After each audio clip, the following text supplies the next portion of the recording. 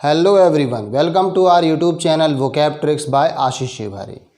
दोस्तों, जैसा कि आप जानते हैं, अभी हम जेल प्रहरी और एमपीएसआई की इंग्लिश की पूरी एक सीरीज़ चला रहे हैं और उसी सीरीज़ के तहत यह है क्लास 4 और आज की क्लास में हम आर्टिकल चैप्टर की एक्सरसाइज करने वाले हैं।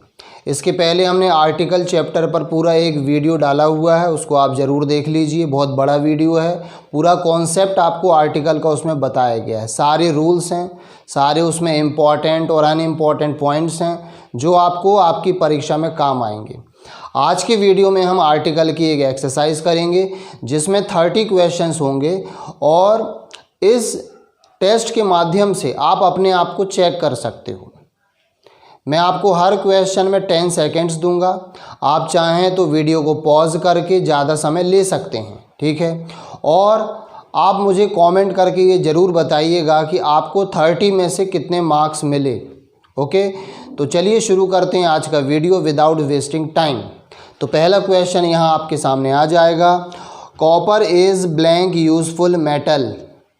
तो ऑप्शन है ए एंड द या फिर क्रॉस। क्रॉस का मतलब है नो आर्टिकल। तो योर टाइम स्टार्ट्स नाउ।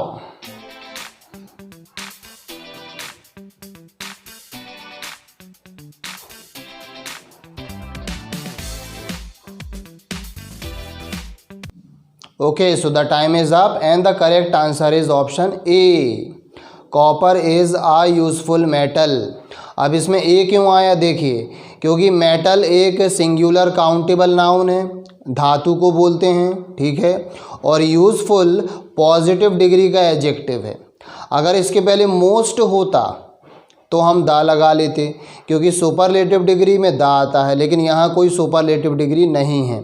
तो कॉपर एक उपयोगी धातु है, ऐसा ये कहना चाहता है। ओके, चलिए आगे बढ़ते हैं। क्वेश्चन नंबर 2 आपके सामने ये रहा, mister Sinha is blank SP of Indore and your time starts now.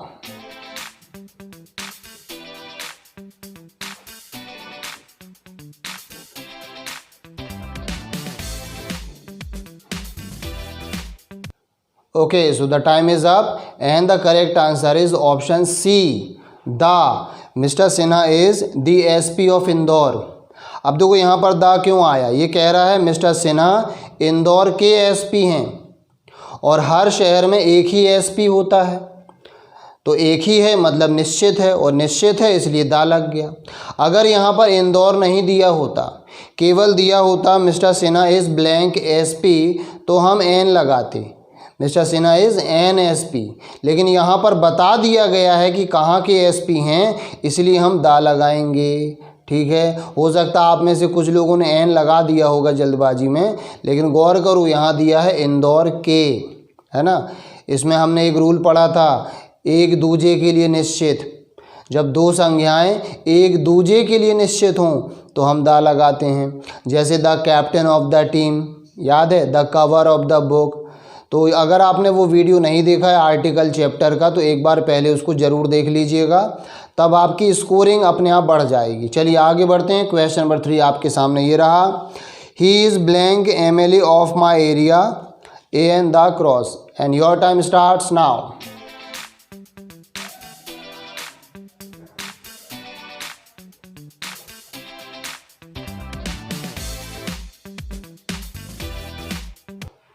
Okay, so the time is up and the correct answer is the, यानी कि option C, he is the MLA of my area, वह मेरे area के MLA हैं। अब देखो यहाँ पर भी वही नियम लागू हो रहा है, अगर सिर्फ एमएलए देते तो हम एन लगाते, लेकिन यहाँ पर इन्होंने कहा है कि मेरे एरिया के, वो एमएलए कहाँ के हैं, मेरे एरिया के। हर एरिया में एक ही एमएलए होता है, एक ही विधायक होता है, इसीलिए यहाँ पर लगेगा द। ओके, तो चलिए आगे बढ़ते हैं। क्वेश्चन नंबर 4 है, the guide knows blank way a an the और फिर है cross and your time starts now.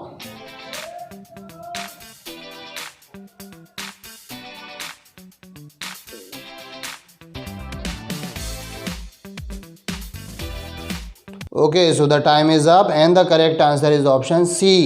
इसमें लगेगा द। क्यों लगेगा, देखो ये कह रहा है गाइड को रास्ता पता है। अब गाइड को रास्ता पता है तो कौन सा रास्ता पता है, जहाँ आपको जाना है, कि यहाँ पर अंडरस्टूड है। जैसे जब कोई कहता है क्लोज द डोर, दरवाज़ा बंद कर दो, कौन सा दरवाज़ा, ये अंडरस्टूड है, अगले व्यक्ति को पता है। इसी तरह जब हम कहते हैं कि गाइड को रास्ता पता है तो कौन सा रास्ता पता है, जहाँ अगले को जाना है। ओके, चलो आगे बढ़ते हैं। क्वेश्चन नंबर 5 है honest man always speak blank truth, a an the cross, and your time starts now.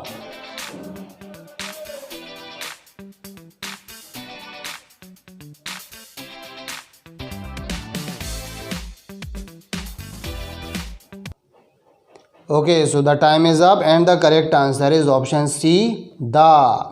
देखो ट्रुथ का अर्थ होता है सच, और सच एक ही होता है। झूठ कई हो सकते हैं लेकिन सच एक ही होता है, इसलिए ट्रुथ में हम दा लगाएंगे, यूनिक नाउन है। ओके, चलो आगे बढ़ते हैं। क्वेश्चन नंबर 6 है English is blank easy language, तो कौन सा आर्टिकल आएगा, your time starts now.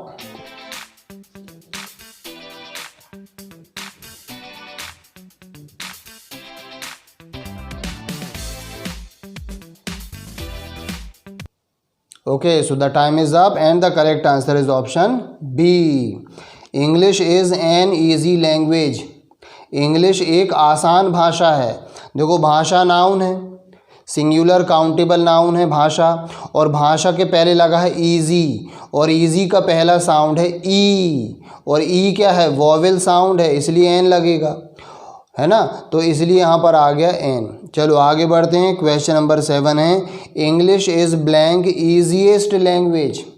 Okay, तो सही आंसर क्या है सोचें, योर टाइम स्टार्ट्स नाउ।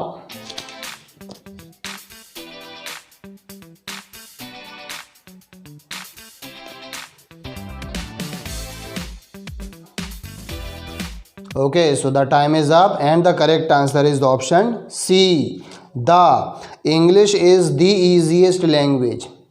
अब देखो इसके पहले जो क्वेश्चन आया था उसमें था इजी लैंग्वेज, इसमें है ईजीएस्ट, और ईजीएस्ट कौन सी डिग्री है, सुपरलेटिव डिग्री है ना, आखिरी में ईएसटी लगा हुआ है, तो हम इसलिए इसमें दा लगाएंगे। इंग्लिश सबसे आसान भाषा है, ऊपर हम कह रहे थे इंग्लिश आसान भाषा है, और अब कह रहे हैं इंग्लिश सबसे आसान भाषा है, तो सुपरलेटिव डिग्री में दा लगता है। चलिए आगे बढ़ते हैं। क्वेश्चन नंबर 8 है Sanskrit is blank most ancient language, your time starts now.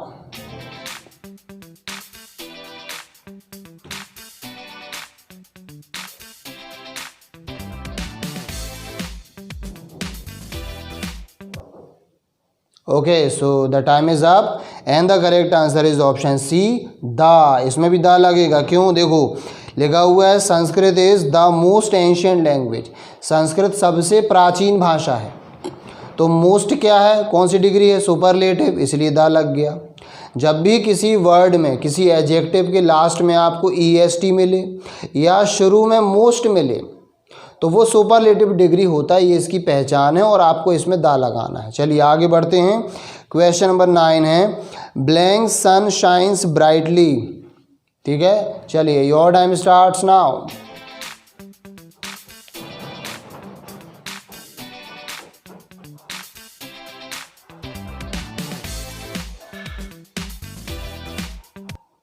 Okay, so the time is up and the correct answer is the sun, the sun shines brightly. भाई सूर्य क्या है, यूनिक नाउन है, एक ही होता है, इसलिए दा लग जाएगा, है ना। चलिए आगे बढ़ते हैं। क्वेश्चन नंबर 10 है the train is blank hour late, and your time starts now.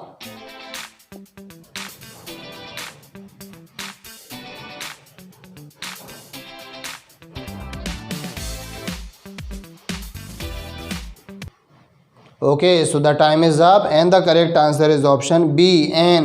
The train is an hour late.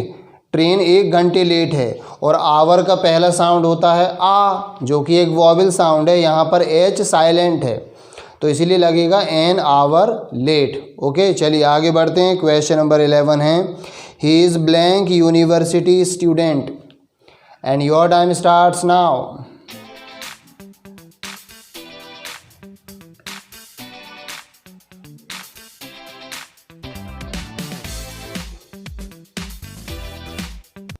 Okay, so the time is up and the correct answer is option A, he is a university student.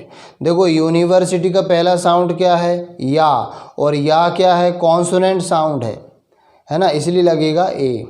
अगर English के नज़रिए से देखोगे तो you vowel है, लेकिन हमें अक्षर से मतलब नहीं होता, हमें उसके साउंड से मतलब होता है कि साउंड कौन सा आ रहा है। तो हम हिंदी के वॉवेल्स की मदद लेते हैं, ठीक है। ये हमने आपको आर्टिकल चैप्टर में बताया था। चलिए आगे बढ़ते हैं। Question number 12, blank life he lives here is very hard and your time starts now.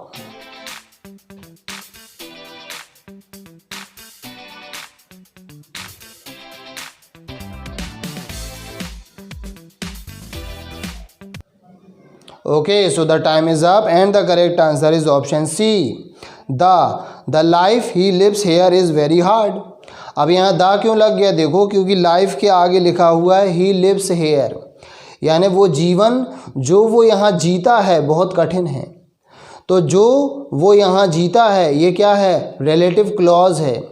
जब भी किसी नाउन के साथ रिलेटिव क्लॉज आ जाए तो हम उसमें दा लगाते हैं, यानी नाउन के तुरंत बाद कोई एक ऐसा सेंटेंस होगा जो उस नाउन को डिस्क्राइब करेगा, उसकी पहचान बताएगा, तो उसे हम कहते हैं रिलेटिव क्लॉज, इसलिए इसमें लग गया था। चलिए आगे बढ़ते हैं। Question number 13, blank rich dominate blank poor. अब इसमें दो ब्लैंक्स हैं।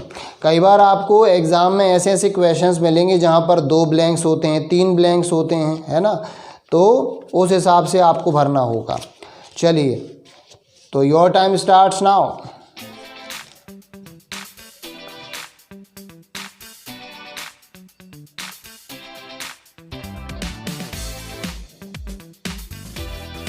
Okay, so the time is up and the correct answer is, दोनों में द लगेगा। The rich dominate the poor. क्यों लगेगा, क्योंकि रिच और पुअर ये दोनों एडजेक्टिव हैं, और जब भी हमें किसी एडजेक्टिव को नाउन बनाना हो तो हम दा लगा देते हैं, ठीक है। और यहाँ पर 2 पॉइंट्स हैं हमारे काम के। पहली बात, जब भी हम किसी एडजेक्टिव के पहले दा लगाते हैं तो वो नाउन बन जाता है, और दूसरा पॉइंट इसमें ये है हमारे काम का कि ये जो नाउन बनता है ये प्लूरल होता है, ठीक है ना, यानी क्रिया में देखो एस नहीं लगेगा। द रिच डोमिनेट्स गलत होता है, the rich dominate the poor. चलिए क्वेश्चन नंबर 14 है, my problem is that I cannot use blank right word at blank right time. ठीक है, ये भी 2 ब्लैंक्स हैं, तो your time starts now.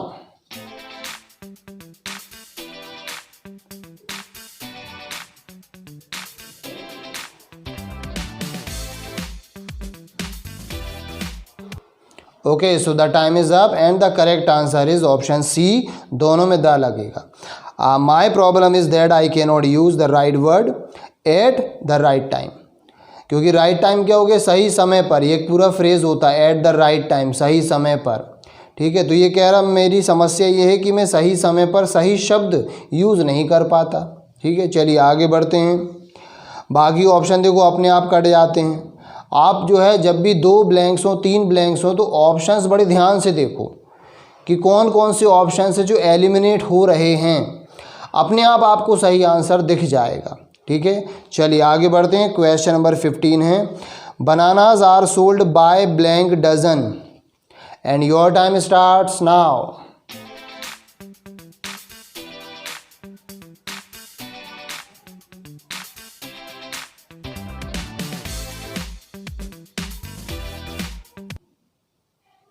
Okay, so the time is up and the correct answer is the bananas are sold by the dozen. ये कह रहा है केले दर्जन के हिसाब से बेचे जाते हैं। अच्छा, हो सकता है कुछ लोगों ने आ डज़न लिखा हो, क्योंकि हमें आ डज़न, आ किलो, आ मीटर की आदत होती है। देखिए, आ डज़न और दा डज़न में अंतर है।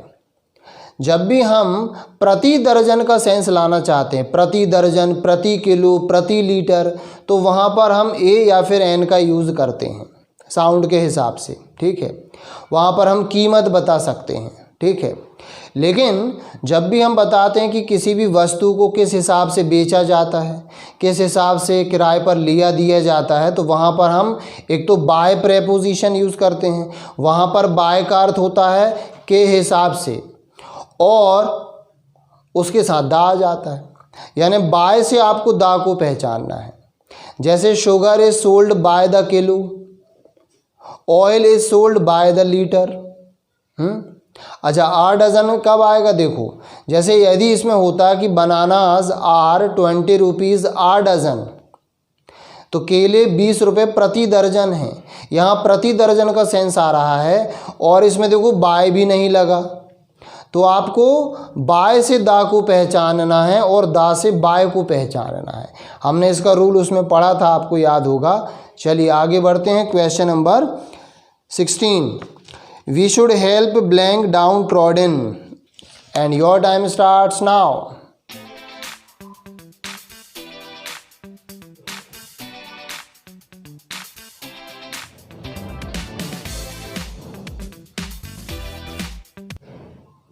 Okay, so the time is up and the correct answer is the down trodden. देखो, हमने जो रूल पढ़ा था ना कि एडजेक्टिव के पहले दा आ जाता है, तो डाउन ट्रोडन भी एक एडजेक्टिव है, पास्ट पार्टिसिपल है, जिसका अर्थ होता है दबे कुचले लोग, यानी बहुत गरीब लोग जो बहुत गरीबी में जी रहे हैं, उनको हम बोलते हैं द डाउन ट्रोडन।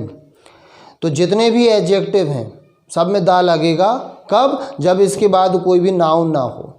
जैसे अभी हमने देखा था द रिच, द पुअर। इसी तरह हो सकता है the disabled, the handicapped, the lame, the wicked, the deaf, the dumb, बहुत सारे होते हैं। द ऑनेस्ट, द डिसऑनेस्ट, कोई भी एडजेक्टिव हो जाए तो आपको उसमें दा लगाना है। दा लगा के हम पूरी जाति की बात करते हैं। ओके, चलिए आगे बढ़ते हैं। क्वेश्चन नंबर है 17, Kalidas is blank Shakespeare of India, and your time starts now.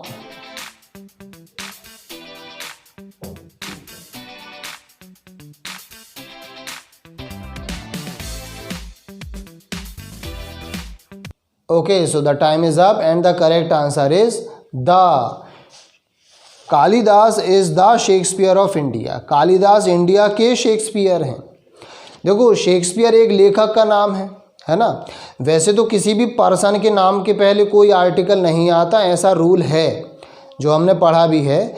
लेकिन हमने उसमें ये भी पढ़ा था कि अगर किसी पर्सन का नाम या किसी प्लेस का नाम भी हो सकता है, किसी पर्सन या प्लेस का नाम किसी गुण को व्यक्त करे, है ना, तुलना के लिए काम आए, तो हम वहाँ पर ए एन द लगा सकते हैं। जैसे अगर कोई व्यक्ति है, वो मान लीजिए गाने में अच्छा है, तो हम तुलना करने के लिए किसी फेमस गायक का नाम लगा देते हैं। जैसे हमने बोल दिया कि ही इज़ आ सोनू निगम, वो तो एक सोनू निगम है। तो एक्चुअल में हम सोनू निगम की बात नहीं कर रहे हैं, हम किसी और पर्सन की बात कर रहे हैं सोनू निगम का नाम लेकर। या कोई लड़की गाना गाने में अच्छी, तो हम बोलते यू आर अ लता, तुम तो एक लता हो, तो उसका नाम कुछ और भी हो सकता है ना। या कोई बहुत आलसी है, तो हम बोल देंगे यू आर आ कुंभकर्ण, तुम एक कुंभकर्ण हो, है ना। तो उसका असली नाम कुंभकर्ण नहीं है ना। और दा कैसे लग जाता? जैसे हमने किसी से बोला you are the Sachin of this team, तुम इस टीम के सचिन हो, तो यहाँ सेंस आता है कि सचिन जैसा है। तो याद रखो, जब भी किसी पर्सन का नाम लेकर हम किसी और की तारीफ़ करें, बुराई करें, तो हम उसमें आर्टिकल लगा सकते हैं। और यदि वहाँ ऑफ लगा हुआ है तो दा लग जाएगा, क्योंकि एक दूसरे के लिए निश्चित। जैसे यहाँ पर हो रहा है Kalidas is the Shakespeare of India, यानी कालिदास इंडिया के शेक्सपियर हैं, तो इस सेंस में हम यहाँ पर दा लगा रहे हैं। चलिए आगे बढ़ते हैं। Question number 18, please turn to blank left, and your time starts now.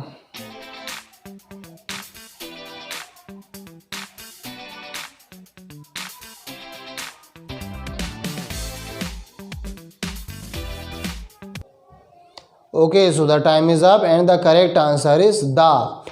Please turn to the left. देखो, लेफ्ट और राइट क्या बताता है? डायरेक्शन बताता है, तो डायरेक्शन में हम द लगाएंगे क्योंकि वो एक ही होता है। एक ही दायां होता है, एक ही बायां होता है, इसलिए दा लग जाएगा। चलिए आगे बढ़ते हैं। क्वेश्चन नंबर 19 है switch on blank fan. Okay, your time starts now.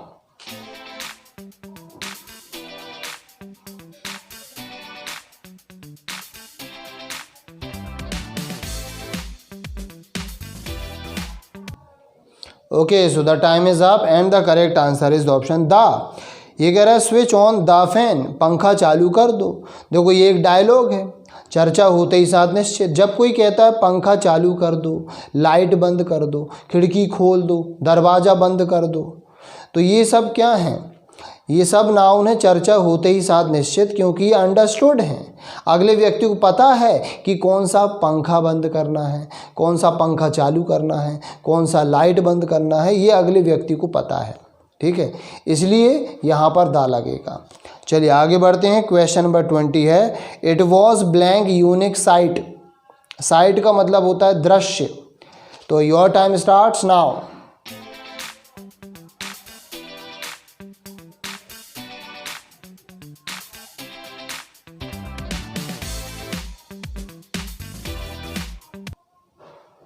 Okay, so the time is up and the correct answer is option A, it was a unique site.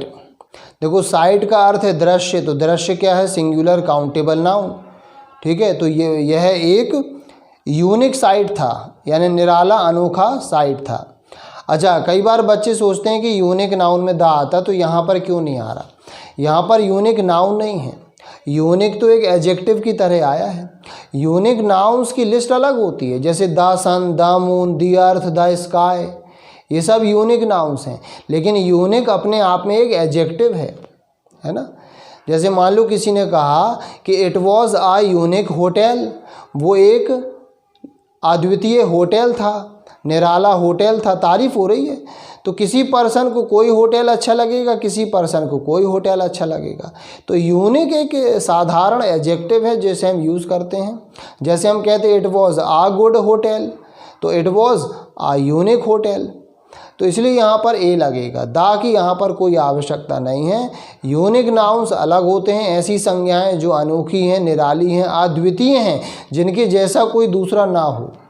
लेकिन क्या इस दृश्य के जैसा कोई दूसरा दृश्य नहीं होगा? गलत है, तो इसीलिए यहाँ पर लगेगा ए। चलिए आगे बढ़ते हैं। Question number 21 I always speak blank truth and your time starts now.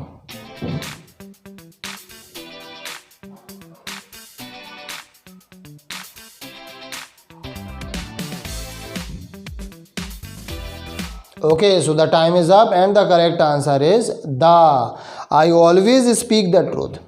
अभी हमने देखा था ट्रूथ एक ही होता है, सच एक ही होता है, झूठ कई हो सकते हैं, लेकिन सच तो एक ही होता है, इसलिए द लगेगा। आगे बढ़ते हैं। क्वेश्चन नंबर 22 है he is blank NCC officer. चलो your time starts now.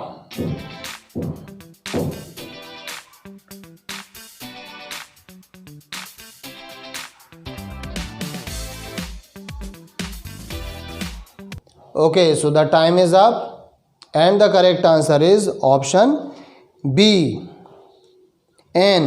He is an NCC officer. देखो ये मत सोचो कि ऑफिसर निश्चित है, ऑफिसर बहुत सारे हो सकते हैं। चीफ ऑफिसर एक ही हो सकता है, लेकिन ऑफिसर तो बहुत सारे हो सकते हैं। तो यहाँ पर एनसीसी का पहला साउंड है ए, इसलिए हमने एन लगा दिया, है ना। चलिए आगे बढ़ते हैं। क्वेश्चन नंबर 23 है blank book you had given me was very boring and your time starts now.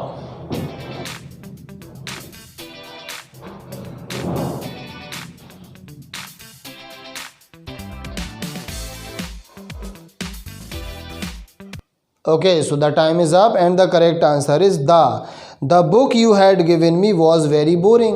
वो किताब जो आपने मुझे दिए थे बहुत बोरिंग थी। तो कौन सी किताब बहुत बोरिंग थी? जो आपने मुझे दिए थे। इसमें आ गया है relative clause, you had given me. जब भी किसी नाउन के बाद कोई एक सेंटेंस आ जाए जो उस नाउन के बारे में कुछ बताए, तो समझ लो उसमें दा लगेगा। ठीक है, चलिए आगे बढ़ते हैं। Question number 24 where there is blank will there is blank way. दो ब्लैंक्स हैं, ध्यान से, and your time starts now.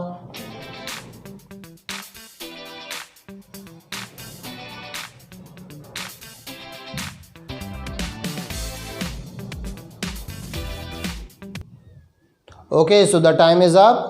The correct answer is दोनों में आ लगेगा। देखो ये एक कहावत है, आपने सुना होगा, जहाँ चाहा वहाँ रहा। तो where there is a will there is a way. Will का यहाँ अर्थ है इच्छा, और वे क्या हो गया, रास्ता। तो जहाँ इच्छा है वहाँ रास्ता है। चलो आगे बढ़ते हैं। Question number 25। Blank man is the only creature that is endowed with the faculty of reasoning. चलो क्या होगा, your time starts now.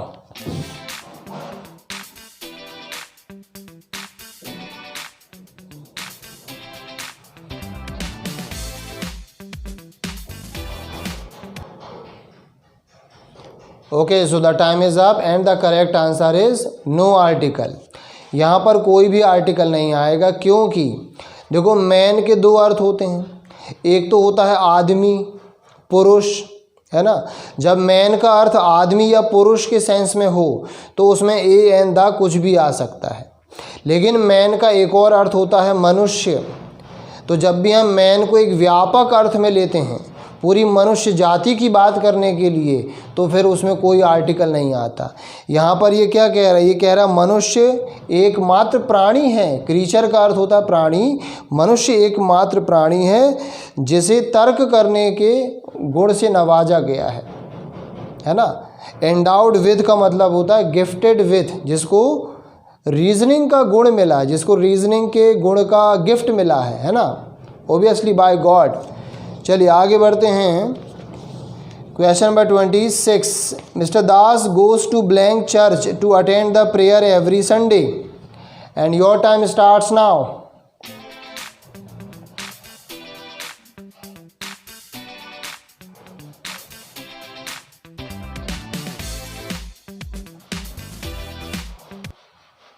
Okay, so the correct answer is no article. देखो ये कह रहा है mister Das goes to church to attend the prayer every Sunday. Prayer शब्द दिया हुआ है, और आपको याद होगा हमने एक रूल पढ़ा था। रूल ये है कि कुछ ऐसे नाउन्स होते हैं जैसे school, college, church, mosque, temple, hospital, jail, television, है ना। ऐसे पूरी एक लिस्ट हमने आपको बताए थे उस चैप्टर में।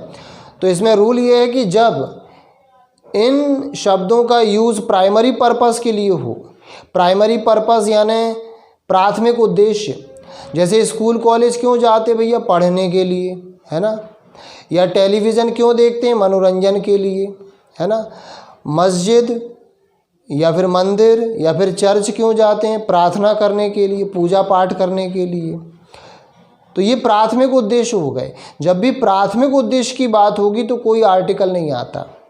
लेकिन जब कोई व्यक्ति किसी और उद्देश्य से, है ना, किसी और उद्देश्य से यहाँ पर जाएगा या इनको यूज़ करेगा तो इसमें आर्टिकल आ सकता है, ए एंड द। जैसे अगर कोई व्यक्ति जो है प्रेयर करने चर्च नहीं गया बल्कि पुताई करने गया, उसका काम था, है ना, पुताई करना, तो वहाँ पर आर्टिकल लगेगा। लेकिन यहाँ तो प्रेयर दिया हुआ है, इसलिए नो आर्टिकल। ठीक है, चलो आगे बढ़ते हैं। Question number 27।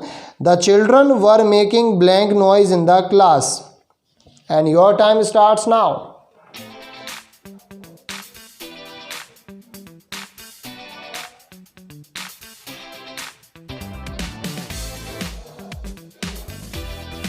Okay, so the time is up and the correct answer is a noise. The children were making a noise in the class. देखो वैसे नॉइज़ को गिन नहीं सकते, नॉइज़ का अर्थ होता है शोर, लेकिन यहाँ पर मेक आ नॉइज़ एक फ्रेज़ होता है। हमने कुछ फ्रेजेस देखे थे, है ना, वो आप एक बार देख लेना। तो मेक आ नॉइज़ मतलब शोर करना। चलो आगे बढ़ते हैं। Question number 28। I am blank staunch devotee of lord Shiva. Your time starts now.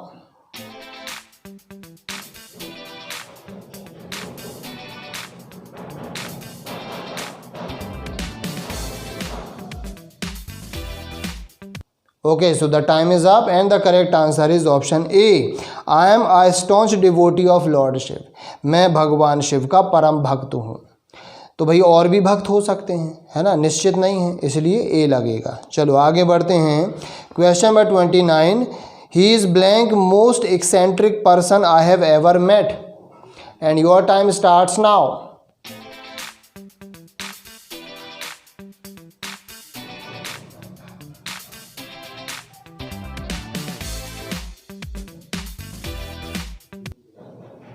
Okay, so the time is up and the correct answer is the. He is the most eccentric person I have ever met. देखो most लगा है मतलब superlative degree है तो दा लग गया है ना। और एक्सेंट्रिक का मतलब होता है सन की। आप जो भी नए शब्द प्राप्त करें उनको भी लिखते चलें, है ना, क्योंकि ये आपको सिनोनिम्स एंटोनिम्स में काम आ जाएंगे। एक्सेंट्रिक का अर्थ है सन की, इसका सिनोनिम हो जाता है विम्सिकल, क्रेजी, इनसेन, है ना। तो ये सब आप लिख लेना, काम आएगा। लास्ट क्वेश्चन देखते हैं आज का, question number 30। Blank most teachers have opened their own coaching classes to augment their income. Your time starts now.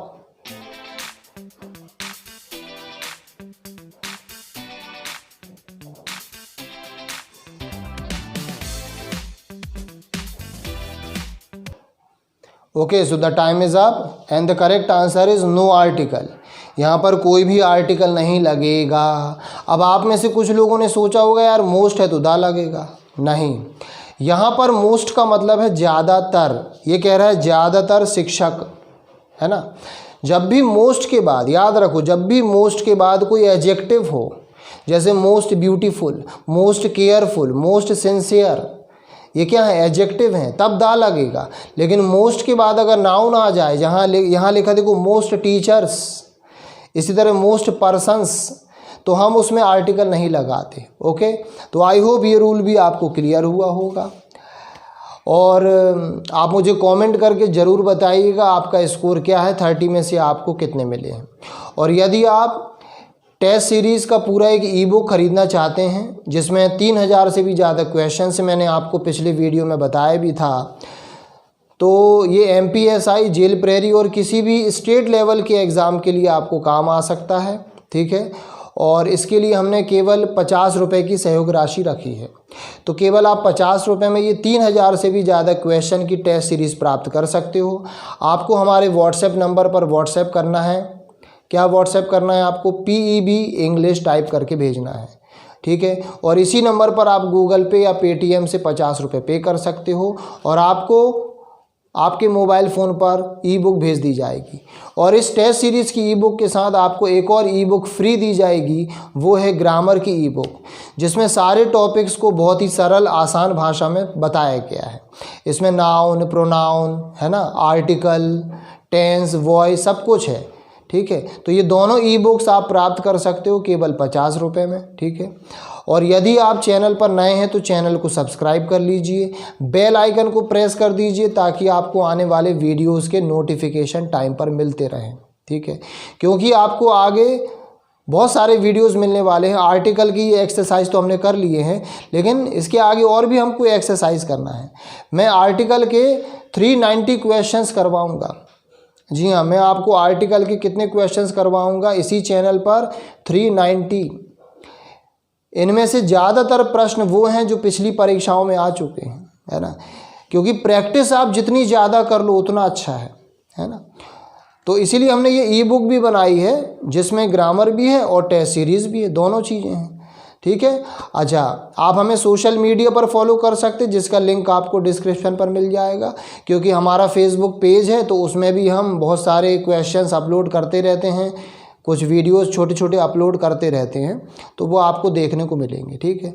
और वीडियो को शेयर ज़रूर करें, अपने दोस्तों से शेयर करें इसको, और लाइक ज़रूर करें। लाइक करने का, शेयर करने का, सब्सक्राइब करने का कोई पैसा नहीं लगता है भैया, फ्री है। Okay, so let us finish, see you soon.